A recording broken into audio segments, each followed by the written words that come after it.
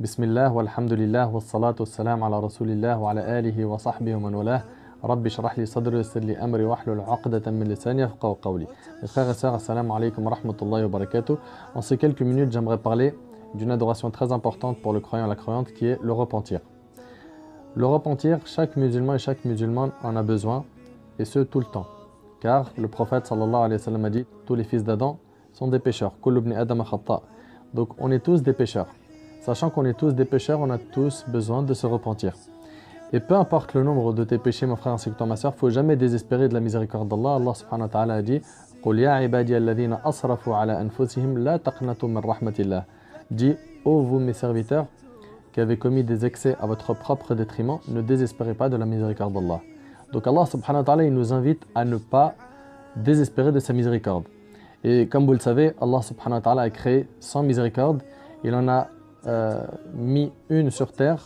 C'est avec celle-ci que les animaux et les humains font preuve de miséricorde les uns envers les autres. Et il en a gardé 99 pour le jour du jugement. Donc, quoi que tu aies fait comme péché, si tu sens que c'est irréparable, sache que tu te trompes, tout est réparable. Alhamdulillah, tu es encore en vie, profite de cette occasion et demande pardon à Allah subhanahu wa ta'ala pour les péchés que tu as commis. Et je l'ai dit, et je le répète, qu'on est tous des pécheurs. Et les meilleurs d'entre nous, comme a dit le prophète, c'est ceux qui se repentent le plus rapidement. Et notre bien-aimé Muhammad sallallahu alayhi wa sallam, notre modèle, il se repentait dans certaines versions 70 fois par jour et dans d'autres versions 100 fois par jour. Et un réel repentir, c'est celui qui est accompagné d'un regret du cœur. C'est pour ça que Aïcha radiyallahu anha, elle disait, nos demandes de pardon méritent des demandes de pardon.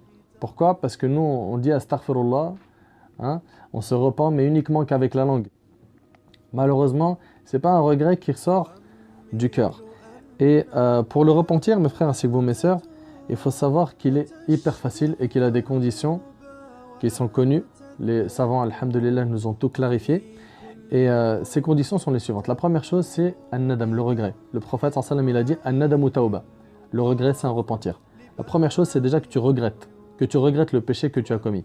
Parce que quelqu'un qui ne trouve pas dans son cœur de la culpabilité, du regret après avoir commis un péché, qu'il sache qu'il y a quelque chose qui manque dans son repentir. Donc la première chose, c'est le regret. Deuxièmement, c'est que tu te détaches immédiatement du péché.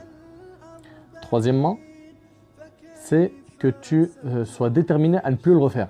Et bien sûr, quand on parle de se détacher du péché, tu te détaches lillah. Tu le fais sincèrement pour Allah. Pourquoi? Parce que si quelqu'un, par exemple, délaisse l'alcool parce qu'il a plus d'argent pour en acheter, ça c'est pas un repentir. Il faut que l'intention, ce soit lillah subhanahu wa ta'ala. Ou bien quelqu'un qui délaisse un vol parce qu'il a plus assez d'essence dans sa voiture pour aller d'un point A à un point B pour voler quelque chose. Pareil, il n'a pas délaissé ce péché pour Allah. Donc il faut, 1, le regret, 2, que tu te détaches du péché et sincèrement pour Allah subhanahu wa ta'ala, 3, que tu sois déterminé à ne plus le refaire. Bien sûr, quand on dit le regret, il faut quand tu penses au péché, que tu éprouves du regret, de la culpabilisation et que tu ne trouves pas dans ton cœur de la joie. Tu dis franchement quand même c'était bien, j'ai fait quand même quelque chose de super, etc. Non. Le regret, c'est un point fondamental dans Tawbah. Donc c'est pour ça que tu dois ressentir de la tristesse et de la gêne quand tu penses au péché du passé.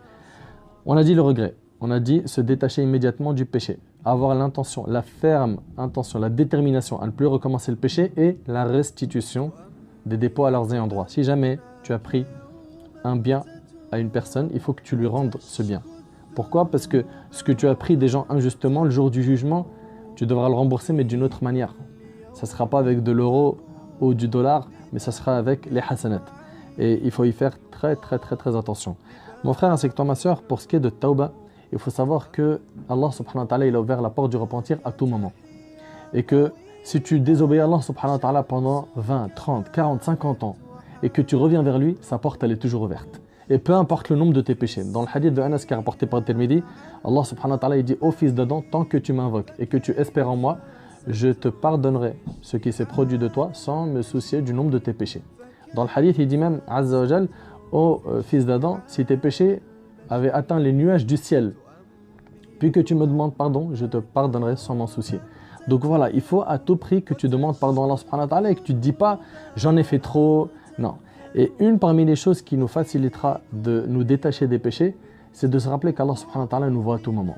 Allah tabaraka wa ta'ala dit « Alam ya'lam bi anna Allah yara » Ne sait-il pas vraiment qu'Allah le voit? Donc si tu sais qu'Allah subhanahu wa ta'ala te voit, mon frère ainsi que toi, ma sœur, eh ben, il faut que tu éprouves de la pudeur, que tu aies honte de faire ce péché alors qu'Allah subhanahu wa ta'ala te voit. Vous connaissez sûrement cette histoire avec la vendeuse de lait qui était avec sa fille et que Omar ibn Khattab radiyallahu anhu, il était sorti de chez lui pour voir un peu l'état de son peuple et il passe à côté d'une maison et il voit une maman dire à sa fille mélange le lait avec de l'eau, donc pour que la quantité soit plus grande et qu'ils vendent plus de lait. Et sa fille de lui dire mais Omer, le prince des croyants, Omar, il interdit cela. Elle lui a dit mais il est où Omar là? Est-ce qu'il nous voit? Elle lui a dit si Omar lui ne nous voit pas, le Seigneur de Omar lui il nous voit. Et ça, le fait de savoir et d'intérioriser qu'il y a le contrôle permanent d'Allah sur nous, c'est quelque chose qui va nous aider à nous détacher du péché. Et puis, pense à une chose, mon frère. Le croyant, comme le dit Ibn Mas'ud dans le Bukhari, Ibn Mas'ud, il dit que le croyant, quand il fait un péché, il a l'impression qu'il y a une montagne qui va s'écrouler sur lui. Tandis que l'hypocrite, quand il fait un péché, c'est comme s'il y avait une mouche qui était passée devant lui, il lui a fait un geste de la main pour la faire partir. Et Anas ibn Malik, il dit, vous faites des péchés qui sont à vos yeux plus fins qu'un brin de cheveux. À l'époque des compagnons, on les voyait comme des péchés anéantissants. Donc il ne faut pas regarder la petitesse du péché, mais regarder l'immensité de celui qu'on est en train de désobéir. C'est pour ça qu'il faut faire très attention à ces points. Et je vais terminer, Inch'Allah, avec un hadith qui est rapporté par l'imam al-Tabarani, le hadith d'Abu Tawil, où un vieil homme, était venu appuyer sur une canne. Et il est venu voir le prophète sallam, il avait ses sourcils qui tombaient sur ses yeux et c'était quelqu'un d'âgé.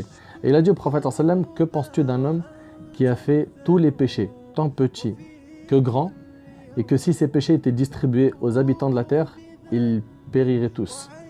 Le prophète lui a dit, es-tu devenu musulman? Il lui a dit oui, je témoigne qu'il n'y a point de divinité à part Allah et que tu es le messager d'Allah.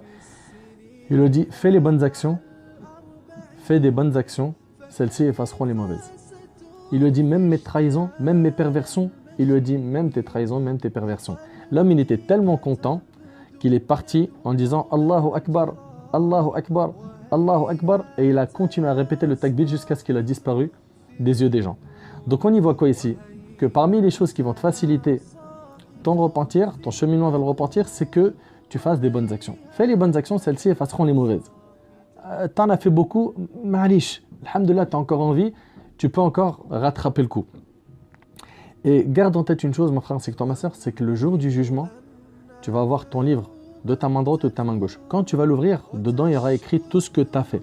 Tout ce que tu as fait. Quand tu vas l'ouvrir, tu veux lire quoi? Tu veux lire que tu as regardé des scènes haram sur le net, sur YouTube? Tu veux lire des mensonges et des médisances, des vols, des calomnies? Qu'est-ce que tu veux lire? Tu es en train d'écrire ce livre pendant que tu es en vie, par tes actions. Est-ce que tu veux voir imagine un peu la scène où tu ouvres ton livre, tu vois la première page, il n'y a que des péchés. La deuxième, il n'y a que des péchés. Troisième, que des péchés. Et ton visage, il commence à s'assombrir. Ça y est, tu n'en peux plus. Tu es en train de regarder, tu défiles les pages et tu vois que des mauvaises nouvelles pour toi. Tu vois que des catastrophes. Est-ce que tu aimerais ça? Où est-ce qu'il est passé Allah subhanahu wa ta'ala dans nos vies? Pourquoi est-ce qu'on ne pense pas à son regard? Pourquoi est-ce qu'on a plus peur du regard des gens que du regard d'Allah? Donc mon frère ainsi que toi, ma soeur, fais très attention aux péchés en secret. Fais très attention à ne pas te retrouver dans un endroit qu'Allah n'aime pas. Et un parmi les moyens qui va t'aider, après tout ce que je t'ai dit, c'est surtout de changer ta fréquentation. Si ta fréquentation elle est mauvaise, fréquente des gens pieux qui vont te rapprocher d'Allah subhanahu wa ta'ala. Ça va t'aider énormément. Donc si on récapitule, tout le monde fait des péchés. Les meilleurs d'entre nous, c'est ceux qui se repentent. Pour se repentir, il faut regretter profondément du cœur. Il faut se détacher du péché. Il faut être déterminé à ne plus le refaire. Il faut réparer les injustices commises. Il faut aussi faire des bonnes actions. Okay? Et sache que Allah, par sa miséricorde, il a fait que le péché, il est compté comme 1. La bonne action, elle est comptée comme 10, voire beaucoup plus. Allah subhanahu wa ta'ala multiplie ça jusqu'à 700, voire plus.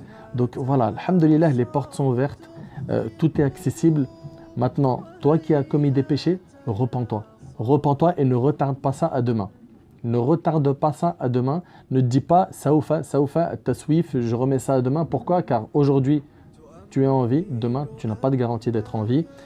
Avant de dormir, aujourd'hui, tu fais le bilan. Tu fais comme tu as l'habitude de regarder tes comptes bancaires et de regarder où est-ce que tu en es, tu as découvert ou pas. Regarde aussi ton compte de hasanat pour savoir qu'est-ce que tu vaux réellement auprès d'Allah subhanahu wa ta'ala. أسأل الله سبحانه وتعالى أن ينفعني بما قلت وأن ينفعكم بما سمعتم. هذا والله أعلم. سبحانك اللهم وبحمدك أشهد أن لا إله إلا أنت أستغفرك وأتوب إليك. والسلام عليكم ورحمة الله وبركاته.